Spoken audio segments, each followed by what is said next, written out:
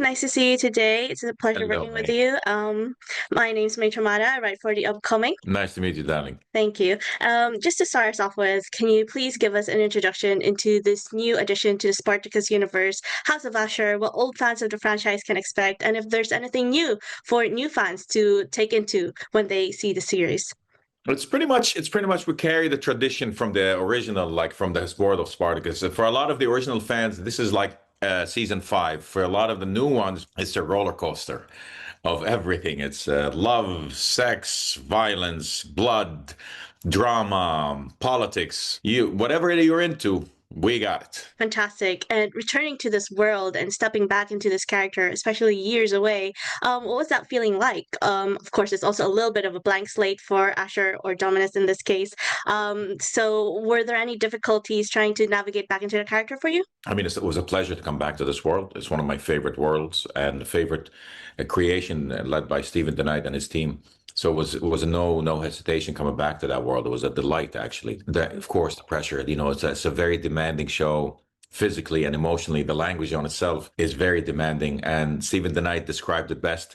It's Shakespeare meets Conan the Barbarian. So it's really nice. It is. It's always, as an actor, I always have this responsibility to deliver, to honor the writing, to honor the fans, and to do my job. So yeah, of course there is, but I think we did good. And you've also got the wonderful addition of Tanika into the role of Achilia. She's such a fun and interesting character to follow as well. Tell us about that dynamic. This fresh new blood getting into Dominus' mind and his perception of her, as well as working with Tanika to cultivate that relationship, especially during, capturing the intensity between them during the combat sequences as well.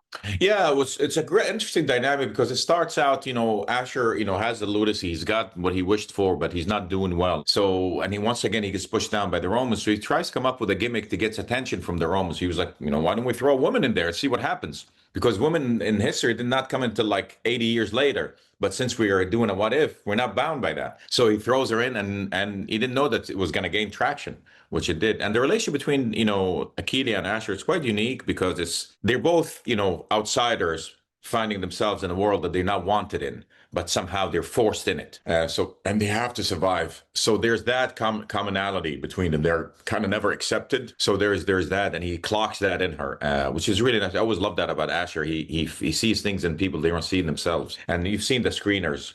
So, and like in episode 3. The whole sequence of how he brings that out of her. So you would think like he's being brutal, but then there is a moment where he connects with her, he talks to her, and he knows how to lift her up. He's an interesting fella, I'll tell you, and he's misunderstood. So, and you'll see a lot of that through Achilles' character.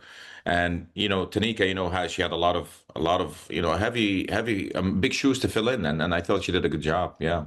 Yes, I especially love, when he introduces her, he says something about, we shall no longer be bound by the shackles of history or tradition and that kind of stuff. It Oh, also look at speaks you on the line. Look at you. I love that. it also speaks to like the wider commentary of like society as well. So tell us Yeah. about like what this show, brings in terms of like speaking to what's going on in the world at the moment as well. I mean, I think, it's funny because you look at the Roman society or even Greek times or we haven't really changed. Obviously, there's a lot of things that have changed, but the politics in its essence, is almost the same. There is the backstabbing, there is the maneuvering, there is a power play. Who wants what, and what am I going to use to get to what I want? There's this still there. What I think people love about the older times is a little more primal. So you see it. There's the gladiator fighting each other. It's right there. So it's very more visceral, more in your face. So there is a lot of that, and it's a repeated story. But there's something romanticized about that world. I don't know what it is. It's you can never find it. Everybody want to be a part of it, but you can't really put your finger on it. It's a child in all of us that wants to be a part of that world again. I think so. Yeah. I think it's because we never lived through it, so there's always that part of us that's always But I'll tell you what, me, want a to lot of know people what go, it's I wish like. I lived through it. But if you really do, you wouldn't want to live through it. You get a I don't cut, think you'll and live most through likely it. you're You'll going to die. die. That's Yes, it. that's You always get the it. flu, Yes. you're out. Also, I just also want to ask this. This is my final question, but Oftentimes, most people see remakes and sequels or extensions of existing franchises as, a mark of running out of ideas or pandering to nostalgia. What do you think it is about Steven DeKnight and this world he has created and the stories he continuously writes and builds that keeps Spartacus fresh and these characters something worth coming back to? We're not remaking anything. We're not doing any of this stuff. They were doing that, taking a character and we're going off with that character, existing character. We're going off with it. And what's nice about it, especially because Steven's such a brilliant writer, the Romans have such rich history. We're never out of ideas. We're never out of stories. And you're going to see some of them with the introduction, obviously, with Caesar that you see in episode 5, I think, and his wife Cornelia. But then there are a lot of characters that are going to show up. A historical character, they're going to show up, and we're going to have to deal with that. So we're never out of stories. We're just continue. What we're doing is for all the fans, this is the world of Spartacus, and now we're going to go through history with a bit of what if. Fantastic. That was my last question. Thank you for speaking to me today. It was a pleasure. Absolutely.